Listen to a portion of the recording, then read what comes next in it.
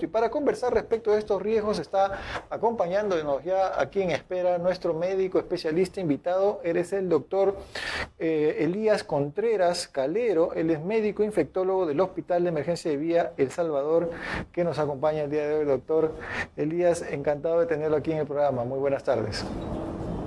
Buenas tardes, doctor. Muchas gracias por la invitación. Gracias a usted, doctor, por esta información tan importante que hoy día vamos a compartir. Doctor, de pronto empecemos un poco contextualizando a nuestro público televidente que nos encontramos pues en la época de verano, ¿no? En esta época de verano en la que uno pues suele salir mucho más incluso al esparcimiento que en invierno, ¿no? De pronto por el frío, etcétera. Ahora pues ya se comparten las distracciones en diferentes lugares, pero de pronto también pues esta exposición, o podemos estar expuestos en todo caso a una serie de gérmenes a los que normalmente no hemos estado expuestos, y más aún, doctor, ahora después del encierro de la pandemia y todos los cuidados que hemos estado teniendo, el alcohol por aquí, por allá, la mascarilla, de pronto ahora que se va liberando un poco el tema y se van relajando las medidas, ¿cuáles serían aquellos procesos infecciosos, doctor, en su especialidad, que se presentan con mayor frecuencia en los veranos? ¿Cuáles son aquellas enfermedades infecciosas? ¿Qué tal? Buenas tardes. En primer lugar, lo que tú comentas es sobre el contacto que tenemos con nuestro medio. Haciendo una analogía con respecto al virus, el virus se encuentra flotando posiblemente en las microgotas en el aire. Nosotros respiramos el aire y obviamente por esa manera entra en nuestro cuerpo. Cuando hablamos de infecciones relacionadas con áreas recreativas, en este caso las aguas recreativas, que se pueden clasificar en varios grupos, nosotros nos ponemos directamente en contacto con el agua, ¿no? Y no solamente la piel, sino si nosotros nos sumergimos en estas aguas, ponemos en contacto los ojos, los oídos, la cavidad oral y muchas otras partes del cuerpo, Cierto. Conductos naturales del cuerpo, Cierto. por donde es más fácil que los gérmenes que se encuentran en estas aguas ingresen a nuestro cuerpo. La principal vía más frecuente y más común por donde puede ingresar es por la vía oral, porque cuando uno está en el agua, en cierta manera siempre tiende a ingerir pequeñas cantidades de agua y es por ahí por donde va a entrar. Por ende, es el tubo digestivo el principal órgano comprometido en este tipo de actividades. Aparecen las diarreas y entre otras complicaciones. Uh-huh. También ahora que refiere pues a los contactos de nuestros orificios y conductos naturales o membranas naturales o mucosas naturales también, por ejemplo, doctor, podría entrar también agua pues al ojo, al oído, ¿no? De pronto también hay contactos, ¿no? En estas aguas de las piscinas, por ejemplo, doctor, ¿cuáles serían los factores de riesgo y los lugares de infección corporales más frecuentes, ¿no? O posibles, en todo caso, de pronto en general también, ¿no? En general, sí, no, hablamos de factores de riesgo, muchos en general. Va a depender de muchas actividades, va a depender de la calidad del agua, si ha pasado por un control de calidad, va a depender si son aguas estancadas. Si no hablamos solamente de piscinas, hablamos en forma general, claro. Hablamos de aguas que corren y aguas estancadas, ¿no? Aguas que corren, ríos, lagos, el mar, y aguas estancadas que son pozas, represas, lagunas pequeñas en donde el agua está posada, y más aún si vamos a áreas como las piscinas, que son agua estancada. Las aguas de las piscinas tienen varias características. En primer lugar, si son aguas que tienen un circuito, si son aguas que tienen un control microbiológico, o si son piscinas incluso clandestinas o piscinas particulares que no pasan por ningún tipo de control. Exacto. Piscinas que incluso dentro de este grupo de aguas recreacionales están los jacuzzis, los spas, que aunque aumentan la temperatura del agua, no eliminan los gérmenes, no es el proceso normal de purificación. Aguas termales también están incluidas en ellas, y cada una de ellas tiene ciertas particularidades. No todas, si bien todas tienen el alto riesgo de contraer enfermedades, en cierta manera unas pueden transmitir un grupo de infecciones diferentes a otras. Uh-huh. Ya hablando directamente de piscinas, y voy a referirme a las piscinas de atención público, no las particulares, las piscinas públicas, los centros recreacionales grandes, los acuaparques, uh-huh. Todos ellos en primer lugar tienen que pasar por un proceso de control de calidad, uh-huh. Con un nivel exacto de de antisépticos o de cloro o bromo y cada cierto periodo, pero también tienen que pasar por un control microbiológico, donde sacan muestras para ver si crecen o no bacterias. El problema es de que muchos de estos centros recreacionales no hacen conteo o diagnóstico para ver si tienen virus también, que es un poco más complicado que las bacterias. Entonces, cuando uno se sumerge en este tipo de aguas, corremos el riesgo de que ésta esté contaminada. Entonces, ¿cómo nosotros podemos mejorar o disminuir el riesgo? Ya sería una manera colectiva, porque yo puedo cuidarme muy bien, pero si mi compañero que ingresa también a las mismas aguas no se cuida, él estaría contaminando el agua. Entonces, ¿cuáles son esos factores que nosotros podemos modificar disminuyendo el riesgo? Lavarnos, bañarnos antes de ingresar al agua, usar lentes que bloquean el contacto directo con los ojos, usar tapa oídos o gorrito que cubra los oídos. Correcto. Y en algunos casos una máscara o unos tapa para evitar que el agua ingrese por los servicios nasales. Y lo más importante, no ingresar a las aguas si estamos enfermos, porque obviamente estamos cargados de cierta número de bacterias o virus y vamos a contaminar a los demás.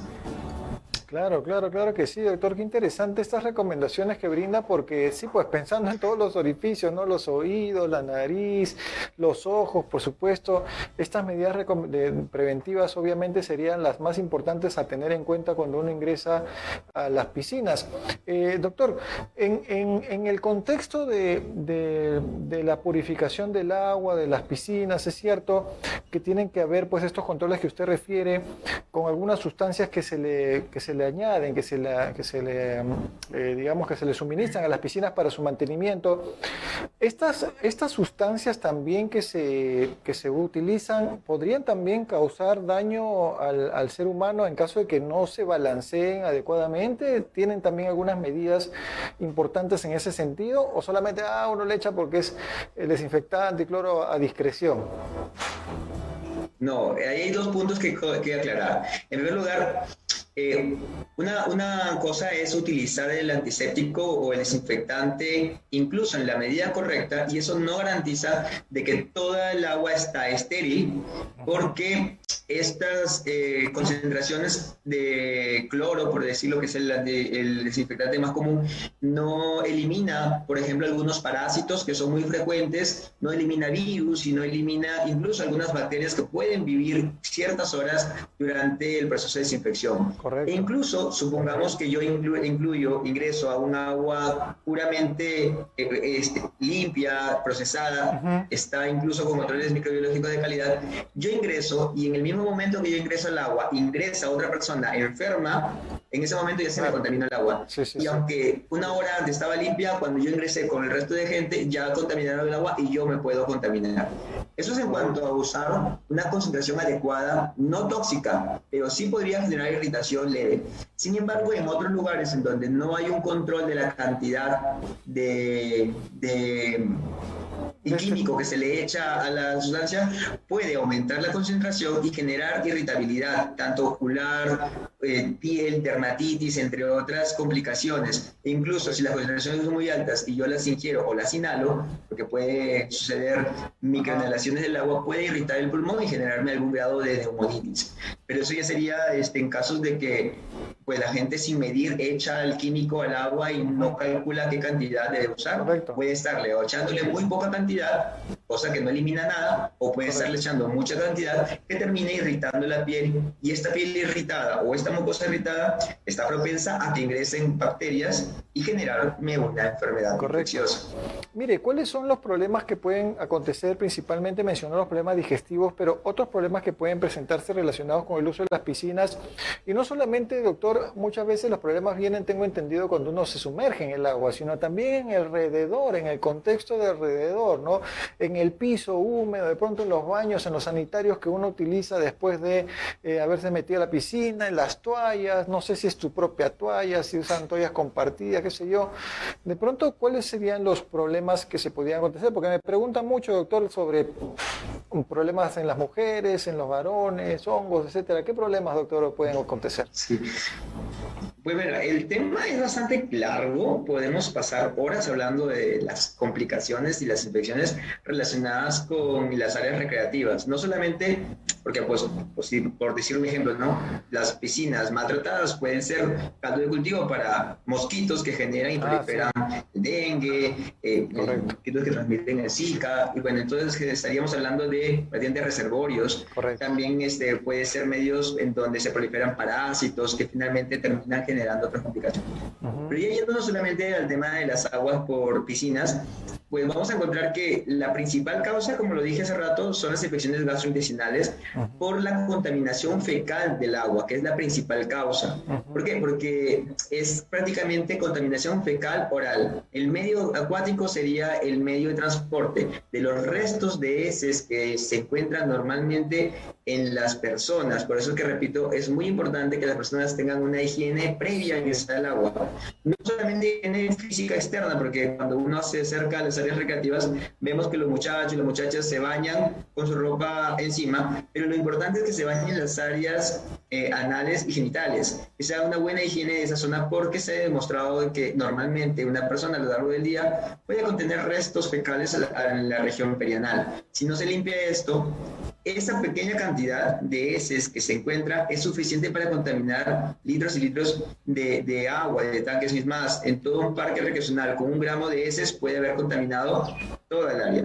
Y estos parásitos que se encuentran contaminando el agua no requieren un inóculo mucho, o sea, no requieren mucha cantidad de parásitos para generarme la infección. Correcto. Entonces, con una micropartícula de concentración en donde esté contaminada, es suficiente para que a mí me desarrolle la enfermedad. Entonces, es la principal causa y la más frecuente.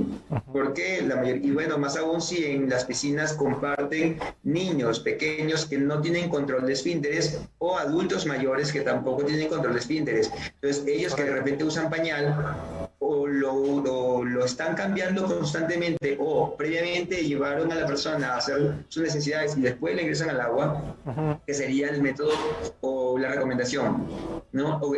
Porque si no, pues como no controlan los esfínteres, eliminan los desechos fecales y contaminan el agua. Esa es la principal causa.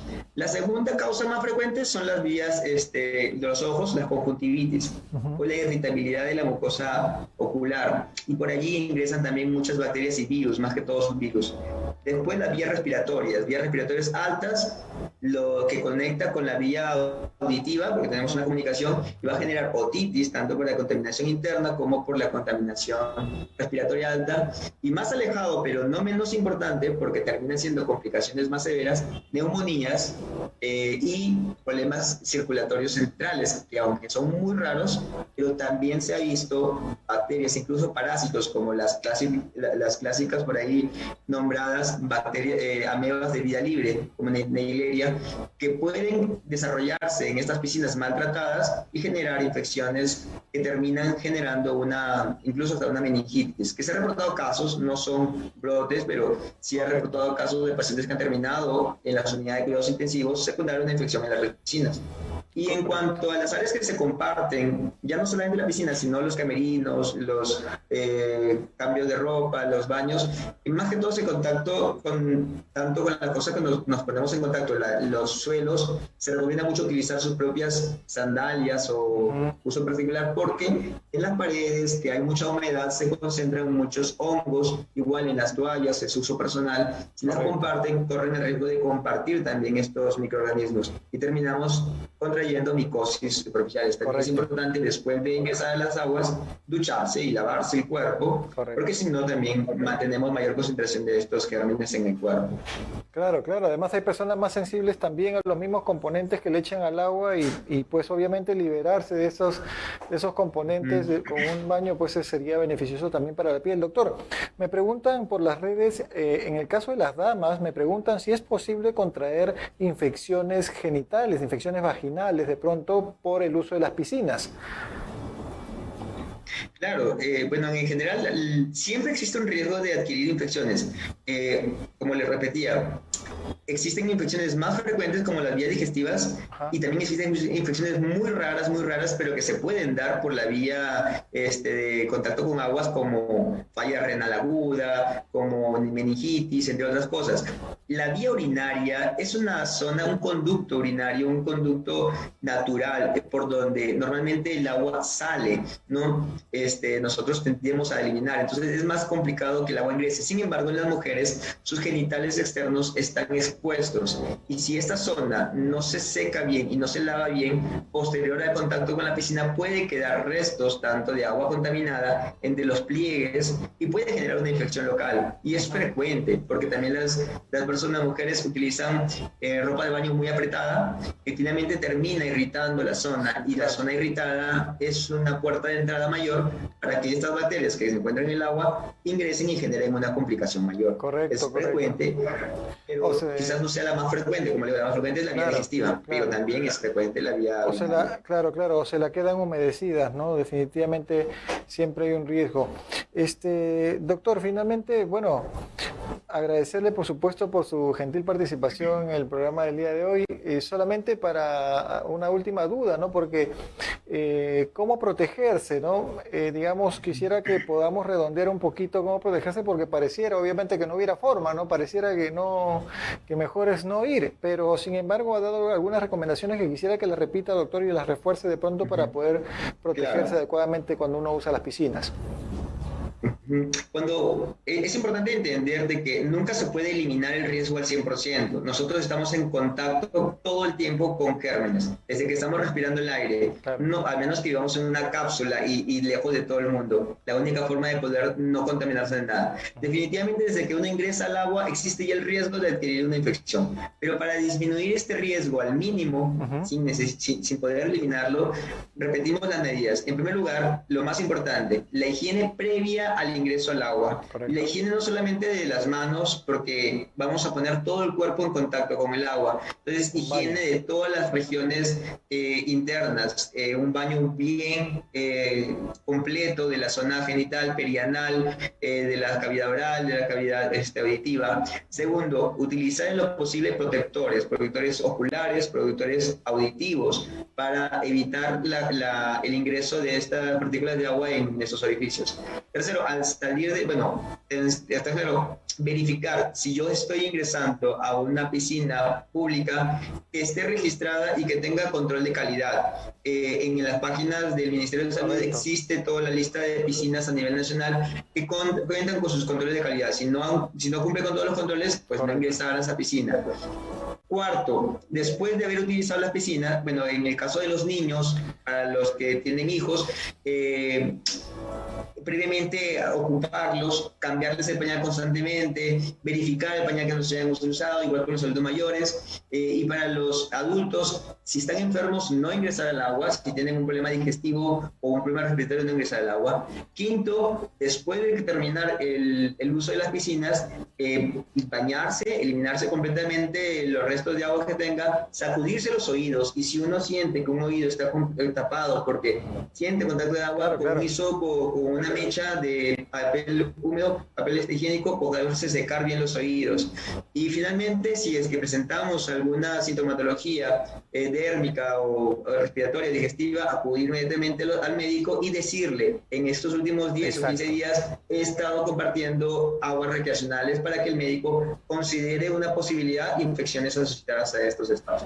Qué interesante, doctor Elías. Muchísimas gracias por estas recomendaciones, y además, por supuesto, ya lo dijo antes, también tener cuidado de no estar tragando el agua y no estar no jugando ahí con el agua con mucha precaución, aunque muchas veces es involuntario, pero con estas indicaciones, amigos, usted podrá disfrutar tranquilo. Claro, no al 100% se prevén obviamente las infecciones, tendríamos que estar aislados para ello, pero sin embargo se reducen de manera drástica y significativa, y para eso las recomendaciones de nuestros especialistas. Muchas gracias, doctor Elías, y muy buenas tardes. Lo estaremos convocando en la próxima oportunidad. Gracias.